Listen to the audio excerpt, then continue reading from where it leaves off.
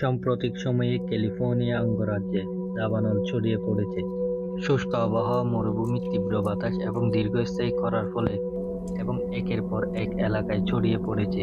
Loss অ্যাঞ্জেলেসের specific প্যারিসেস থেকে শুরু হওয়া দাবানল এখন পর্যন্ত এবং যে পরিমাণ এলাকা পুড়িয়ে ছাই করে ফেলেছে, আর আয়তনে সমগ্র ঢাকা প্রায় আয়তনের চেয়ে 20% বেশি। বিশাল এই বিপর্যয় প্রাকৃতিক দুর্যোগ হিসেবে দেখা হলেও পিছনে মানব সৃষ্টির কারণ থাকতে পারে বলে মনে করা হয়। দাবানল কি? দাবানল কিভাবে তৈরি হয় এবং ক্যালিফোর্নিয়ায় দাবানল এত মারাত্মক হয়ে ওঠার কারণ কি, সেই সব সম্পর্কে জানবো আজকের ভিডিওতে। সাধারণত বনাঞ্চলে সংঘটিত অগ্নিকাণ্ডকে দাবানল বলা হয়ে থাকে। দাবানল সৃষ্টি হয় শুষ্ক পরিবেশে। কোনো বনে আগুন লাগলে তা সহজে নিয়ন্ত্রণ করা যায় না।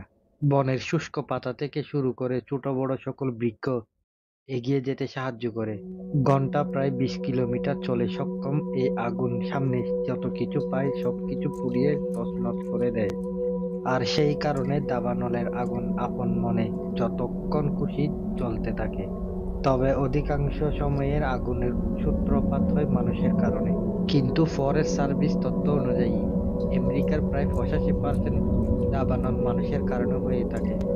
অযথা ফেলে রাখা ক্যাম্পফায়ারের আগুন এবং সিগারেটের আগুনের মতো মানুষের অসতর্কতার কারণে সবচাইতে বেশি দাবানল সৃষ্টি হয়।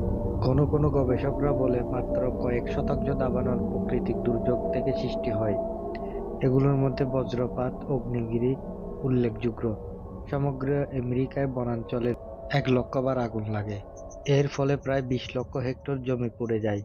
দক্ষিণাঞ্চলে আমাজন বন, আফ্রিকার কঙ্গো রেইন ফরেস্ট এলাকায়, ইন্দোনেশিয়ান সুমাত্রা দ্বীপের উপকূল এলাকায় বনভূমি মানব সৃষ্টির দাবানলে শেষ হয়েছে।